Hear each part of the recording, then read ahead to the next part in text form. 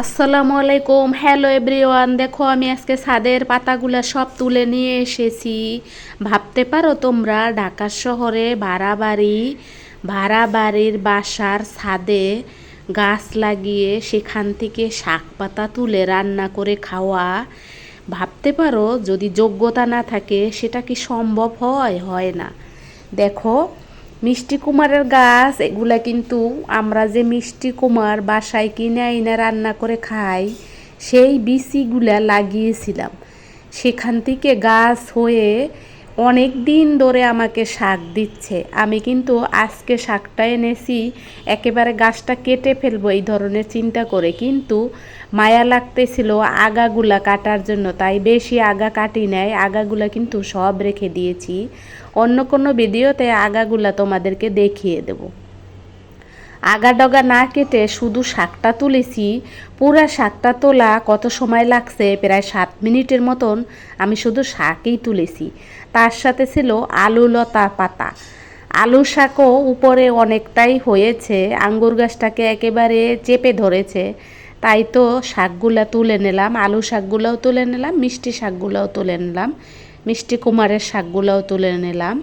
মিষ্টি কুমারের শাক এবং মিষ্টি আলুর পাতা দুইটা মিলিয়ে রান্না করেছিলাম কই মাছ দিয়ে, যেটা তোমাদেরকে নেক্সট পর্বে দেখাবো।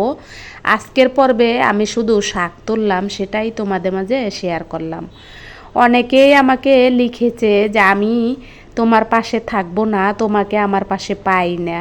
আসলে আমার পরাণের বোন, আমি আসলে তোমাকে খেয়াল করি নাই যে তোমার ভিডিওতে আমি বেশ কিছুদিন ধরে যাই নাই। আসলে তোমরা যদি এভাবে মনে করাই দাও তাহলে অবশ্যই আমি চলে যাব। দেখতে পাইছো আমি কিন্তু তোমার ভিডিওতে অলরেডি চলে গিয়েছি এবং দেখে এসেছি, হয়তো আরও মনে থাকবে আমার। আর তারপরে দেখো আমি কিন্তু একে একে সবগুলা পাতা হাত দিয়ে ছিঁড়ে ছিঁড়ে নিয়েছিলাম। এক হাতে ক্যামেরা আর এক হাতে এই পাতাগুলো সব তুলে নিয়েছিলাম। কিন্তু আজকে রান্নাবাড়াটা দেখাবো না, আজকে শুধু তোমাদেরকে সকালে শাক তুলেছি, রাতে ওই রান্নাটা করেছি। তখন আকাশে অনেক বড় একটা চাঁদ ছিল, যেটা তোমাদের মাঝে শেয়ার করে দিলাম। অন্ধকার আকাশে হাসতেছিল একটা চাঁদ, যেটা অন্ধকারের ভিতরে কিন্তু চাঁদের হাসি দেখলে মনটা অনেকটাই ভালো হয়ে যায়। তাই তো চাঁদের হাসিটাও আমি ছাদে দাঁড়িয়ে দাঁড়িয়ে দেখে তোমাদেরকে, যাতে তোমরাও দেখতে পাও, উপভোগ করতে পারো, সেই জন্য শেয়ার করে দিলাম। যারা যারা আমার ভিডিওতে আমাকে ভালোবেসে কমেন্ট করো তাদেরকে সব সময়ের জন্য শ্রদ্ধা, ভালোবাসা ও স্নেহ, মায়া রেখে আমি যেতে চাই সামনের দিকে এগিয়ে। তোমরা এভাবে আমার পাশে থাকলে অবশ্যই আমি সামনে এগিয়ে যেতে পারবো। তোমরা যদি এভাবে আমাকে সাপোর্ট করো, যেভাবে এখন সাপোর্ট করতেছো, এতে আমার মনে হয় আমি সামনে আরও এগিয়ে যেতে পারবো। আমি যেমন সরলভাবে তোমাদের মাঝে প্রেজেন্ট করি, তোমরাও আমাকে সরলভাবে দেখে নিচ্ছ, এটা আমার কাছে আমার জন্য অনেক বড় একটা পাওয়া। আমি আসলে মনে করি তোমাদের এই ভালোবাসাটা সত্যি অনেক, মানে অমূল্য রতনের মতন অমূল্য ধন। এই ধন আমি সারা জীবন করতে পারবো না। যদি আমি তোমাদের মাঝে ইউটিউবে না আসতাম তাহলে হয়তো বুঝতে পারতাম না যে তোমরা আমাকে এতটাই ভালোবাসবে, ভাবতে পারি নাই। ইউটিউব চ্যানেলটা আমার মেয়ে খুলেছে, যেটা আমি তোমাদের মাঝে অলরেডি শেয়ার করে দিয়েছি। আমার কোনো ইচ্ছা ছিল না, কিন্তু যেহেতু আমি বেকার, যে সময়টা আমি একা থাকি ওই সময়টা আমি বেকার বসে থাকি, তাই আমার মেয়ে বুদ্ধি করে আমাকে চ্যানেলটা খুলে দিয়েছে, যেটা আমি তোমাদের মাঝে শেয়ার করেছি। বাকি কাজগুলো কিন্তু আমার নিজেরই করতে হয়। আমার মেয়ে শুধু মাঝে মাঝে আমাকে একটু দেখে দেয় যে আসলে কি ঠিকঠাক আছে কি না, আমার মনিটাইজেশনের কত দূর আশায় বিষয় এসব খেয়াল করে। কিন্তু ভিডিও বানানো, ভিডিও তৈরি করা, ভিডিও এডিট করা, ভিডিওতে ভয়েস দেওয়া, সব কাজগুলো কিন্তু আমি নিজেই করি।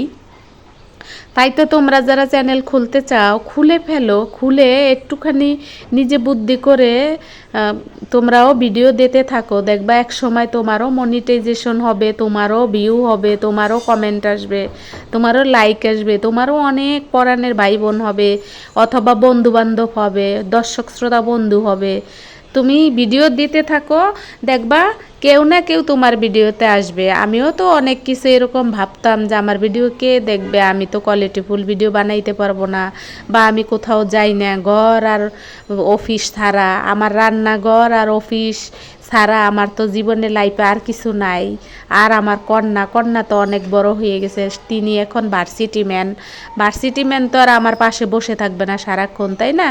যাই হোক, আজকে কিন্তু আমি তোমাদেরকে এই শাক তোলাটা পুরাটাই দেখাইলাম। অনেকটা সময় কিন্তু শাকটা তুলতে লেগেছে, যেটা আমি সম্পূর্ণটা তোমাদের মাঝে শেয়ার করলাম।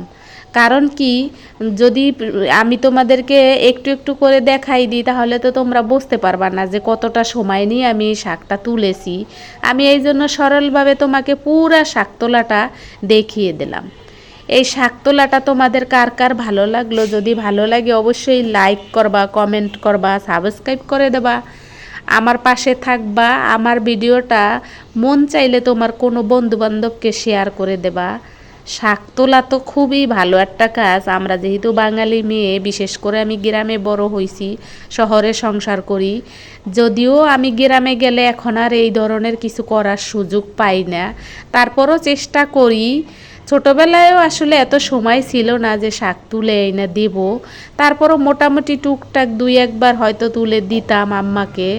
কিন্তু সেটা হয়তো ওই যে পাঁচমিশালি শাক যদি কখনো খেতে ইচ্ছা করতো, তখন আমাদের এমন হইতো না যে শাক তুলে এনে রান্না করতে হবে, কারণ সময়ই তো থাকতো না। কারণ আমার মায়ের বাড়িতে অনেক কাজ থাকতো, মানে আমার বাবার বাড়িতে অনেক কাজ থাকতো, যেগুলা করে আমাদেরকে এইভাবে শাক তোলার সময় আমাদের আসলে পাইতাম না।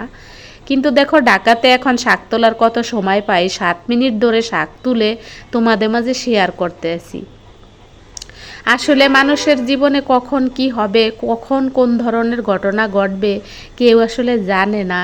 তবে কিছু কিছু ধারণা নেওয়া যাইতে পারে যদি তোমরা এরকম ভিডিও আমার মতন শেয়ার করো, তাহলে হয়তো বুঝতে পারবা। হয়তো আমার প্রজন্ম এক সময় বলবে এই শাক তোলা দেখে যে আমি যা হব তার সম্পর্কে সেই উল্লেখ করে কমেন্ট করবে, করবে যে আমার উনি অনেক হয়তো গরিব ছিল তাই শাক তুলে খেয়েছে, অনেক ধরনের আশায় করবে, চিন্তা ভাবনা করবে।